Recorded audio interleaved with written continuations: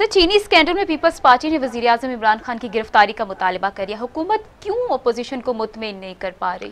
भाई देखें, हुकूमत ने शोर मचा रखा है कि हमने कमाल कर दिया, हमने इंक्वायरी करवाई, अपने ज़माने में अपने लोगों के खिलाफ करवाई और कर दिया काम।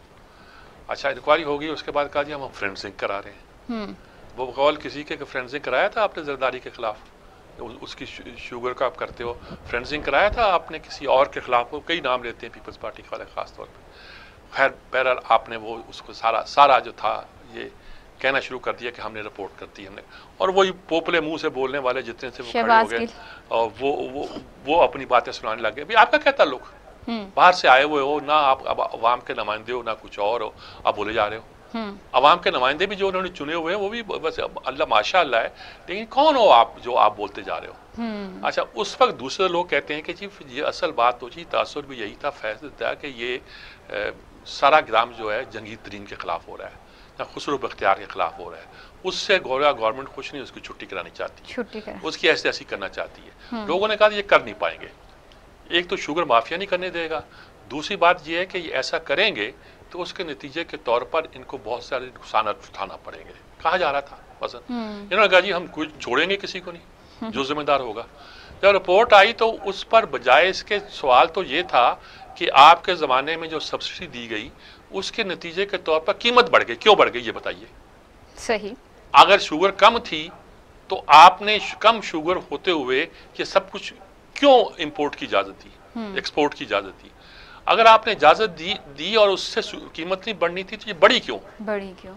और इसके नतीजे के तौर पर किसका फायदा, आप कहते हैं काश्तकार का फायदा हुआ, साबित करें काश्तकार का फायदा हुआ कैसे हुआ, ये तो कुछ साबित नहीं कर पाते ना। अच्छा, अब उन्होंने कहा कि नहीं वो असल में ये सब्सिडी जो थी ये तो हमने 2 अरब दी थी कि 3 अरब दी थी, वो जो पुराने थे शहबाज शरीफ और शायद खाकान अब्बासी उन्होंने ज़्यादा सब्सिडी दी थी। वो कहते हैं सब्सिडी देना तो कोई जुर्म नहीं है, आपके पास सरप्लस शुगर है और आप फॉरेन एक्सचेंज उसका कमाना चाहते हैं तो आप बाहर भेज दें और इसमें कोई प्रॉब्लम होता है तो आप सब्सिडी दें, उसके बदले में आपको फॉरेन एक्सचेंज मिलेगा, लेकिन कीमत नहीं बढ़ेगी।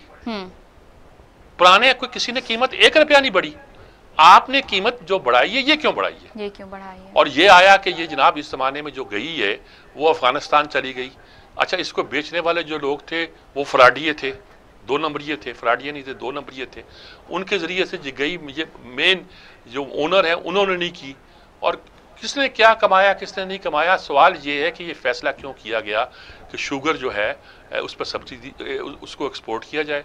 फिर ये फैसला सूबाई हुकूमत के सुपुर्द क्यों किया गया कि आप दें सब्सिडी, वफाक नहीं देगा। और सूबाई हुकूमत ने किसके कहने पे दी, वो कहते हैं वफाक के कहने पे दी। फिर जिम्मेदार कौन है।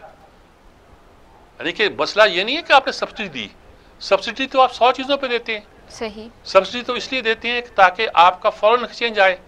मसला यहाँ ये है कि आपने सारा करने के बाद शुगर की कीमत डबल से ज्यादा कर दी, 55 रुपए कीमत थी, अब वो कहते हैं 90 रुपए नहीं मिल रही। 90 रुपए नहीं। कल किसी ने कहा, शायद खाकान अब्बासी ने थैला दिखाया, रसीद दिखाई कि ये सामने दुकान है, यहाँ से मैंने 90 रुपए की दी है। तो अब बताइए कि ऐसी सूरत में नुकसान किसका हुआ। असल बात यह है कि ये कीमत जो महंगी हुई ये किसने की, कैसे की, क्यों की, सब्सिडी जो दी गई वो दुरुस्त दी गई, गलत दी गई, अगर गलत दी गई तो कौन का इंटरेस्ट ग्रुप था और उस इंटरेस्ट ग्रुप ने जो फायदा उठाया वो अवाम की गोया सर पे उठाया, ये अच्छी बात है। तो ये सारी सूरत हाल है जिसमें बयान की जाती है, इसलिए मुतमिन कहाँ कर पाएंगे वो। सही।